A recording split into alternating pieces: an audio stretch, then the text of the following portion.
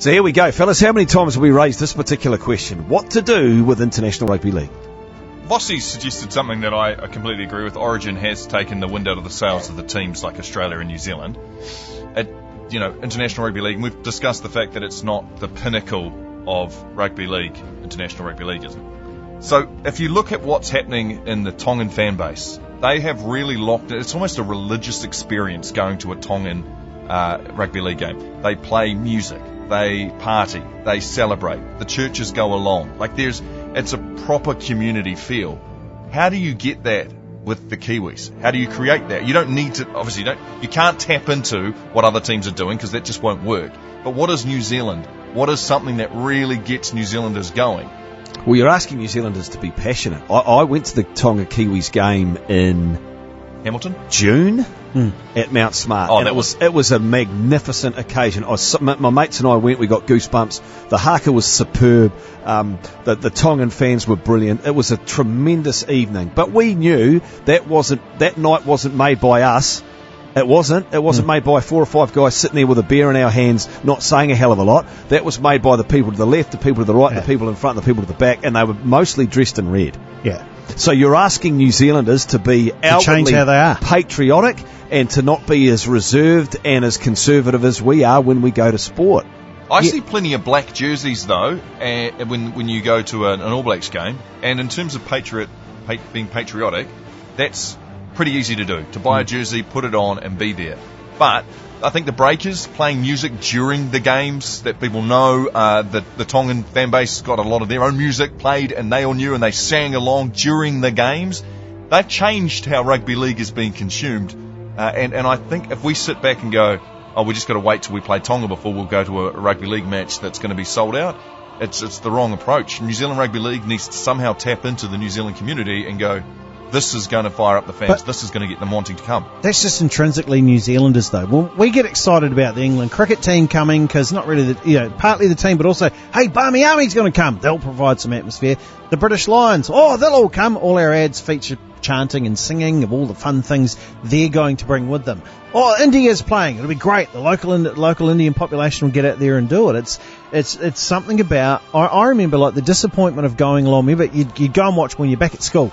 You watch the school teams playing, you're loud and you yell, and this is great. I remember going to a game at McLean Park we went into, and we go, hey, this guy's turning around, oi, shut up! There you go. So the All Blacks have got it right because they kept on winning, and therefore the games kept selling out. The Breakers are doing really well. They're not even winning, but they've got some points of interest, different points of interest. It's a great night. It's a great night. I think people go to the Breakers because it's terrifically entertaining. Yes, I don't know if event. I don't know if you're tapping into a true tribalistic, passionate fan base. You know what? I think that you start to get that the more you go back to it because you feel like you're part of an event. Sure. Like there's going to an event and going to a result. And I think too many New Zealanders go to what they expect the result to be and they sit there and wait for it to happen and they go, yep, that's good, and clap. But you can go to an event. Just to bring it back, though, full circle to Andrew Voss's question about International Rugby League, and this is a point that I've made repeatedly year after year after year. You're asking your fan base to stick around for another 4 or 5 weeks after the NRL Grand Final, is what you're asking them to do. That season builds, and it's a great competition, and most league fans in Australasia are all in on that week in, week out club feel, right? Just ask Warriors fans. And so you build to that Grand Final. There's your crescendo. That's theoretically would be ordinarily the end of the season. And then there's in this case this year, a 3-week gap between that Grand Final and the first Test match. It might be the best of a bad situation, but you're still asking your fan base, you're asking a hell of a lot of them. Hey, by the way, guys, check back in 3 weeks from now after an exhaustively long season, and we're going to hit you with 3 or 4 weekends of international footy.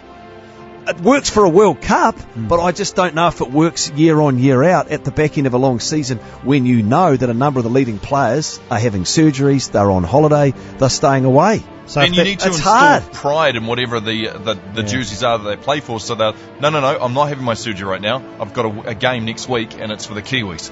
I want to be playing for the Kiwis. I want to win that game. No, you're not. They tapped into something magical with Origin. They stumbled upon this most magical of tribalism, right? And it's the cost has been probably a focus on International Rugby League.